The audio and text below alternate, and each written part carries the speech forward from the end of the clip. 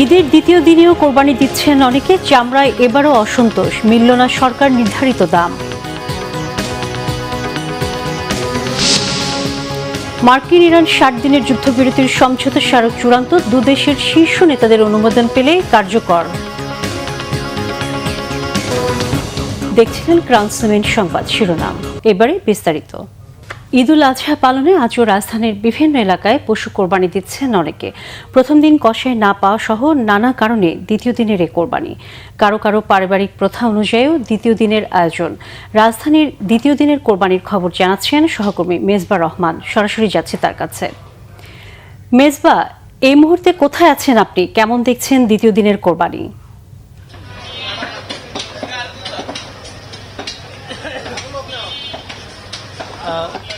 জি, আজকে ঈদুল আজহা দ্বিতীয় দিন এবং আপনি জানেন যে গতকাল এই ঈদকে কেন্দ্র করে কিন্তু রাজধানী ঢাকার বিভিন্ন জায়গায় কুরবানি অনুষ্ঠিত হয়েছে এবং আজকে দ্বিতীয় দিনও আমরা লক্ষ্য করলাম যে ঢাকার বিভিন্ন জায়গায় কিন্তু কুরবানি অনুষ্ঠিত হচ্ছে। আমি একটু জানিয়ে রাখতে চাই যে ধর্মীয় যে একটি রীতি রয়েছে, অর্থাৎ রীতি রয়েছে যে ঈদের এই 3 দিন, অর্থাৎ ঈদুল আজহার দিন এবং আজকে এবং আগামীকাল ঈদের এই 3 দিন কুরবানি দেওয়া যাবে। তো সেই জায়গা থেকে আজকে আমরা দেখতে পাচ্ছি এখানে যে কুরবানির যে আনুষ্ঠানিকতা সেই জায়গায় কিন্তু ইতিমধ্যেই চলমান রয়েছে এবং আমরা এখানে এসে লক্ষ্য করেছি এখনো কিন্তু বেশ কিছু গরু এখানে সারিবদ্ধ রয়েছে, অর্থাৎ সকাল থেকে কুরবানির আনুষ্ঠানিকতা শুরু হয়েছে এবং এই মুহূর্তে আমরা দেখছি যে এখানে যারা কসাইরা রয়েছেন তারা কিন্তু তাদের যে কার্যক্রম, অর্থাৎ কুরবানির যে কার্যক্রম সেটি কিন্তু চলমান রয়েছে। আমি একটু আপনাকে জানিয়ে রাখতে চাই, শুধু আমরা গতকাল জানিয়েছিলাম যে ঈদুল আজহার দিনই না, শুধু ঈদুল আজহার পরের দিনও আজকে সে একই কার্যক্রম চলমান রয়েছে এবং এই জায়গায় আমরা লক্ষ্য করছি কুরবানির যে অথচ উৎসব মুখর পরিবেশ সেটি কিন্তু এখানে পালন হচ্ছে। এবং আমি আপনাকে আরেকটু বিষয় জানিয়ে রাখতে চাই যে এই কুরবানি ঈদকে কেন্দ্র করে কিন্তু রাজধানী ঢাকার কিন্তু রাস্তাঘাট আসলে অনেকটাই ফাঁকা হয়ে গিয়েছে। আমি যদি আপনাকে একটু দেখানোর চেষ্টা করছিলাম সেই বিষয়টি যে ঢাকার যে অর্থাৎ বেশিরভাগ মানুষ কিন্তু তাদের যে গন্তব্য অনেকে ঈদ করতে বাড়িতে চলে গিয়েছে, সেই জায়গায় কিন্তু ঢাকার রাস্তাঘাট এখন অনেকাংশেই ফাঁকা। দু একটি রিক্সা থেকে শুরু করে কিছু প্রাইভেট যান চলাচল করছে। অর্থাৎ কুরবানিকে ঘিরে যে উৎসব, সেই উৎসবের চিত্র কিন্তু আমরা আজকেও রাজধানীবাসীর দিকে ফুটে উঠেছে। আমি জানতে চাচ্ছিলাম যে আজকে কুরবানি কেন আয়োজন, গতকাল কুরবানি ঈদ যেহেতু ছিল, ওনারা বলেছেন যে ওনারা একটা বিষয় আমাদেরকে জানিয়েছেন যে ঈদের 3 দিন এই কুরবানির আয়োজন করা যায় যেহেতু ঈদুল আজহার। তো সেই জায়গা থেকে গতকাল এখানে বেশ কিছু গরু কুরবানি হয়েছে, ছাগল কুরবানি হয়েছে এবং আজকেও তারা দিচ্ছে, অর্থাৎ এই উৎসবটাকে তারা ধরে রাখতে চাচ্ছে এবং আগামীকালও বেশ কিছু গরু এই জায়গায় কুরবানি হবে। আমি রয়েছিলাম হাদিরপুলায়, আমি আসলে সেই বিষয়টি আপনাকে জানানোর চেষ্টা করছিলাম। তো এই ছিল আমার কাছে কিন্তু ঈদুল আজহার দ্বিতীয় দিনে কুরবানিকে ঘিরে যে আনুষ্ঠানিকতা তার সবশেষ তথ্য। মেজবা, ধন্যবাদ আপনাকে। এবারও সরকার নির্ধারিত দরে বিক্রি হচ্ছে না কোরবানির পশুর চামড়া। গতবারের তুলনায় এবার প্রতি বর্গফুটে প্রায় 2 টাকা দর বাড়লেও সেই দর নিয়ে চলছে অসন্তোষ। গতবারের চেয়ে বেশি দাম দূরের কথা, চামড়া প্রতি 150 থেকে 200 টাকা কম দিচ্ছে পোস্তার আড়তদারেরা। কোথাও কোথাও সরকারের বেঁধে দেওয়া দরের তুলনায় অর্ধেকও পাচ্ছেন না, এমন অভিযোগ মৌসুমি ব্যবসায়ী ও মাদ্রাসা শিক্ষকদের।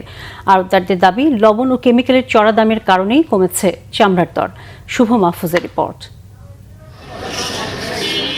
রাজধানী জুড়ে পশু কোরবানি শেষ হতেই ঢাকার সবচেয়ে বড় কাঁচা চামড়ার আড়ত লালবাগের পোস্তায় শুরু হয়েছে ব্যস্ততা। বিভিন্ন এলাকা থেকে দুপুরের পর থেকে চামড়া আসতে থাকে এখানে। অনেক কষ্ট করে চামড়া আনলেও হতাশ মৌসুমি ব্যবসায়ী ও কওমি মাদ্রাসার শিক্ষকরা। তাদের অভিযোগ, চামড়ার দাম গড়ে 5 থেকে 600 টাকার বেশি মিলছে না। এর জন্য ব্যবসায়ীদের সিন্ডিকেটকেও দায়ী করেন তারা। বরং খুব একটা অবস্থা খারাপ, কারণ দেখেন আমরা একটা ট্রাকে একটা চামড়া নিয়ে আসছি, আমাদের খরচ পড়ে গেছে 100 থেকে 150 টাকা। সেই 150 টাকা চামড়া আইনা সারাদিন বাচ্চাদেরকে কষ্ট করে এখন চামড়ার দাম বলতেছে 450-500 টাকা। এতিম এবং গরিবদেরকে পড়ালেখা করার জন্য যে আমরা প্রচেষ্টাটা করি সেটাই এই চামড়া সিন্ডিকেটটা নষ্ট করে দিচ্ছে। তাইলে এই জন্য দেখেন আমাদের কওমি মাদ্রাসার যে ধরনের চামড়া কালেকশন ছিল এখানে কিন্তু আস্তে আস্তে বয়কটের ডাক আসছে। সার্বিক বিষয় নিয়ে আমরা কওমি মাদ্রাসার ওস্তাদরা একেবারে হতাশ। যে আমাদের যে আশা ছিল অন্তত 800-1000 টাকা হবে, কিন্তু সেখানে 400 থেকে 450 টাকার উপরে চামড়ার দাম বলতেছে না তারা। আমাদের বোর্ডিংগুলো 3 মাসের খরচ চলতো অন্তত এই চামড়ার আমদানি দিয়ে। 2005-6 সাল পর্যন্ত এই পুরান ঢাকার চামড়া 5,500 টাকা পর্যন্ত বিক্রি হয়। অভিযোগ করার মতন সেই জায়গা অত নেই, এমনকি যাদের কাছে আমরা যে কম দামে তারা দিচ্ছে, কম দামে দিচ্ছে, আমাদের শর্তগুলো অমান্য করে দিচ্ছে। ছোট বাচ্চার কথা না পাইছে, তাদের কাছে বলতে আসলে তারা বলে না দিবেন কিনা দেখেন না, লেগে সেই যাবো কোথায়। তবে ব্যবসায়ীরা বলছেন চামড়ার প্রসেসিংয়ের উপাদান, লবণ ও কেমিক্যাল সহ সংশ্লিষ্ট সবকিছুর দাম বেশি হওয়াতে কাঁচা চামড়ার দাম কম। কারণ একটা চামড়া লবণে 400 টাকা খরচ আছে। গভর্নমেন্ট যেভাবে আপনার চামড়ার দামটা টেনে দিছে, লবণ অ্যাড করলে ওইভাবেই হয়, ইভেন ওর চেয়ে বেশি হয়। না কোনো সিন্ডিকেট না, এটা কোনো সিন্ডিকেট, কেমিক্যালের দাম বেশি এই কারণে একটু লবণের দাম বেশি, খলিফা মজুরি বেশি। গাড়ির খরচ, লেবারের খরচ, এরপরে এটাতে লবণ লাগানো, এরপর হচ্ছে আরও প্রসেসিংয়ের কাজ আছে। এদিকে কাঁচা চামড়ার দাম কমের পেছনে চামড়ার গুণগত মান নষ্টের পাশাপাশি আন্তর্জাতিক সিন্ডিকেটকে দায়ী করেন হাইটস অ্যান্ড স্কিন মার্চেন্টস অ্যাসোসিয়েশনের সভাপতি। 3000-4000 টাকা আমরাও কিনছি, 5000-6000 টাকা কিনছি, এখন একটা জায়গায় চলে গেছে, এর চাইনিজের কাছে চলে গেছে। আর সিটিভি ঠিক নাগার কারণে একটা গ্রুপ সিন্ডিকেট করছে। বাংলাদেশের কোনো মানুষ সিন্ডিকেট করেনি, কোনো ট্রেনের সিন্ডিকেট করেনি, কোনো আড়তদারের সিন্ডিকেট করেনি, সিন্ডিকেট করছে সব চাইনিজ দালালা। এই বছর পোস্তা 1 লাখ পিস কাঁচা চামড়া সংগ্রহের লক্ষ্যমাত্রা নির্ধারণের কথাও জানান তিনি। শুভ মাহফুজ, বাংলা ভিশন, ঢাকা। এবার কোরবানির চামড়া পাচার হওয়ার সম্ভাবনা নেই বলে জানিয়েছেন বাণিজ্যমন্ত্রী খন্দকার আব্দুল মুক্তাদির। বৃহস্পতিবার সাভারের আমিনবাজার এলাকায় কাঁচা চামড়া ক্রয় ও বিক্রয় কার্যক্রম পরিদর্শন শেষে সাংবাদিকদের সাথে আলাপকালে তিনি একথা জানান। বাণিজ্যমন্ত্রী বলেন, এবার বেশিরভাগ চামড়া সংরক্ষণ করা যাবে এবং ট্যানারি পর্যন্ত পৌঁছবে। অন্যান্য যে কোনো বছরের তুলনায় বেশি সংখ্যক চামড়া সংরক্ষণ করা যাবে, আর ভবিষ্যতে এটিকে একটি স্থায়ী অবকাঠামোতে রূপ দিতে সরকার পরিকল্পনা করছে। বেশি বেশি বৈদেশিক মুদ্রা ও কর্মসংস্থানের লক্ষ্যে আগামী দিনে কোরবানির চামড়া যাতে সংরক্ষণ করা যায় সেজন্য সাভারের সিটিপির সমস্যা দূর করা হবে। এবারে আন্তর্জাতিক প্রসঙ্গ। যুক্তরাষ্ট্র ইরান চলমান যুদ্ধবিরতির মেয়াদ বৃদ্ধি এবং ইরানের পরমাণু কর্মসূচি নিয়ে আনুষ্ঠানিক আলোচনা শুরু করার জন্য 60 দিনের একটি সমঝোতা স্মারক চূড়ান্ত হয়েছে। দুদেশের শীর্ষ নেতাদের অনুমোদন পেলে এটি কার্যকর হবে।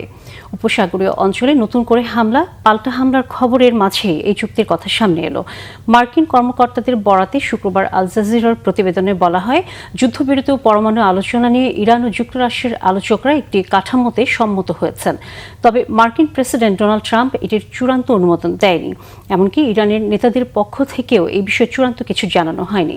চুক্তির আওতায় হরমুজ প্রণালীতে নৌ অবরোধ তুলে নেবে যুক্তরাষ্ট্র। নিষেধাজ্ঞা তুলে নেওয়ার পাশাপাশি তেল বিক্রিতে দেবে পূর্ণ স্বাধীনতা। এই 60 দিনের ইরানের সমৃদ্ধ ইউরেনিয়ামের ভবিষ্যৎ নিয়ে চূড়ান্ত আলোচনা হবে। এছাড়া এই সমঝোতা স্মারকে লেবাননে ইসরায়েল ও হিজবুল্লার মধ্যকার যুদ্ধ বন্ধের বিষয়টিও উল্লেখ থাকবে। এদিকে লেবাননে হামলা চালিয়ে নারী শিশুসহ আরও 20 জনকে হত্যা করেছে ইসরায়েলি বাহিনী। ফিলিস্তিনের গাজায় শিশুসহ হত্যা করেছে অন্তত 10 ফিলিস্তিনিকে। ভূখণ্ডটির 70% নিয়ন্ত্রণে নিতে সেনাবাহিনীকে নির্দেশ দিয়েছেন প্রধানমন্ত্রী বেনিয়ামিন নেতানিয়াহু। দর্শক, এই ছিল এখনকার মতো। পরের সংবাদ সকাল 11টায় দেখার আমন্ত্রণ রইল। সাথে থাকার জন্য ধন্যবাদ সবাইকে।